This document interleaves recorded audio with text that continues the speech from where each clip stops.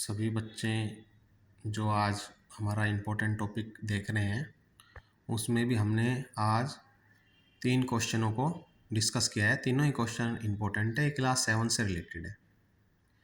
इसमें पहला क्वेश्चन है find the value of x. ये जो हमारा फिगर दे रखा है इसमें हमें एक्स की वैल्यू फाइंड करनी है। किसकी वैल्यू फाइंड करनी है?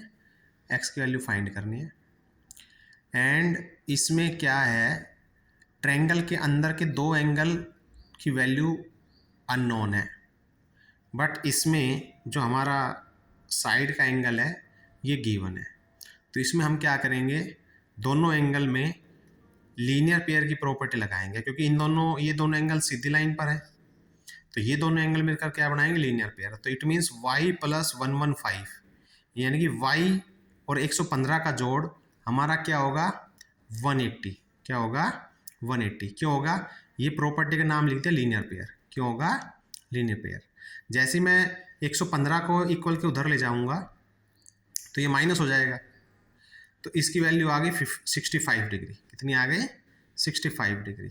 इट मीन्स इस ट्रायंगल में जो y की वैल्यू है वो 65 आ गई है। कितनी आ गई है? 65। नाउ अब ट्रायंगल में हमें दो की वैल्यू पता लग गई है, दो एंगल की वैल्यू पता लग गई है। ये तो 50 है एंड y की वैल्यू अकॉर्डिंग टू जो लीनियर पेयर की प्रॉपर्टी मैंने लगाई है, तो y की वैल्यू मेरी कितनी आई हुई है? 65। कितनी आई हुई है? 65। अब इस ट्रायंगल में दो वैल्यू हमें पता लग गई। इस एंगल की वैल्यू तो 50 है, इसकी है 65।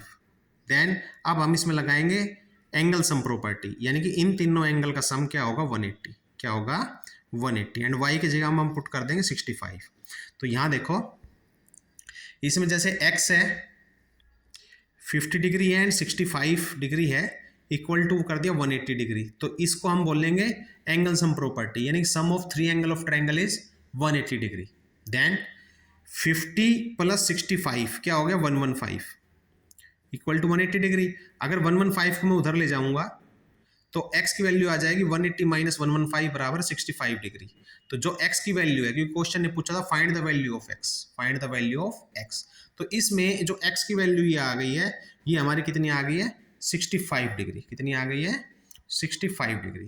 तो ये हमारा फर्स्ट क्वेश्चन था, ये हमारा फर्स्ट क्वेश्चन था। अब इसी तरह अब हम second question same to same इसी मेथड के ऊपर हमारा सेकंड क्वेश्चन है। सेकंड क्वेश्चन देखिए सारे बच्चे, इसको रीड करें। Find the value of x, find the value of x. इस फिगर में भी देखो वही प्रॉपर्टी हमने लगा रखी है, बट यहाँ जो एक्सटीरियर एंगल है वो 110 डिग्री का दे रखा है। कितना दे रखा है? 110 डिग्री का। इसमें भी लीनियर पेयर का प्रॉपर्टी लगेगी।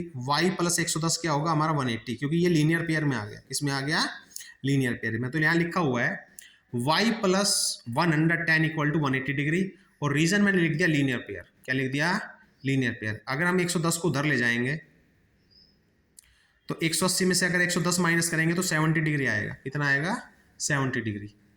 तो एंड अब हमें अंदर की वैल्यू नोन हो गई है, तो वो मेरा आ गया 70 डिग्री, यानी कि y की वैल्यू कितनी आ गई मेरी? 70 डिग्री।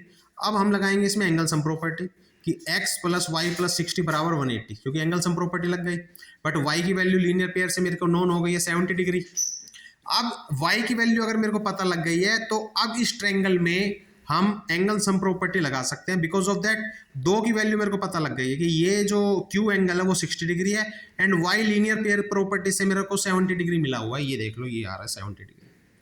अब इन तीनों एंगल का सम क्या लेंगे? 180। तो देखो इधर ये x आ गया, y की वैल्यू मेरी 70 आई हुई है और एक वैल्यू मेरे को पहले से पता थी 60 डिग्री, एंड ये आ गया 180। इन दोनों का सम करोगे तो कितना आ गया? 130 डिग्री। उधर ले जाओ तो x की वैल्यू क्या आ गई? 50 degree.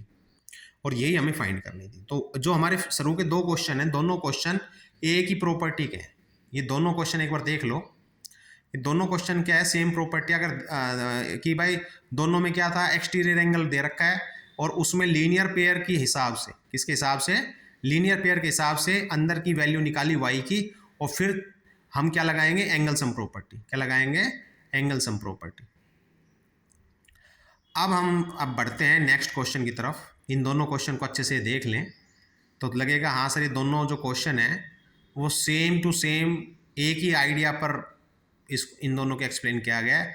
First of all linear pair की हेल्प से एक की वैल्यू निकाली, इसमें भी लीनियर पेयर की हेल्प से एक की वैल्यू निकाली। देन अगर वैल्यू आने के बाद फिर हम लगाएंगे एंगल सम प्रॉपर्टी, तो देन एक्स की वैल्यू दोनों केस में हम इजीली फाइंड आउट कर रहे हैं। तीसरा जो इंपॉर्टेंट सवाल है 7th क्लास के लिए वो ये है कि अगर कोई राइट एंगल ट्रायंगल है और उसकी दो साइड दे रखी है, तो how we can find third side. तो इसमें लगानी है पाइथागोरस। क्या लगानी है? Pythagoras theorem. और Pythagoras is applicable only when right angle triangle is given. तो इसमें 90 डिग्री के सामने जो है साइड होगी वो होती है हाइपोटेन्यूज। क्या होती है? हाइपोटेन्यूज। तो इसको भी हम एक्सप्लेन करते हैं। तो इसमें क्या है, हाइपोटेन्यूज का स्क्वायर इक्वल टू जो हमारा है परपेंडिकुलर का स्क्वायर प्लस बेस का स्क्वायर। अब परपेंडिकुलर कितना है? 10 सेंटीमीटर।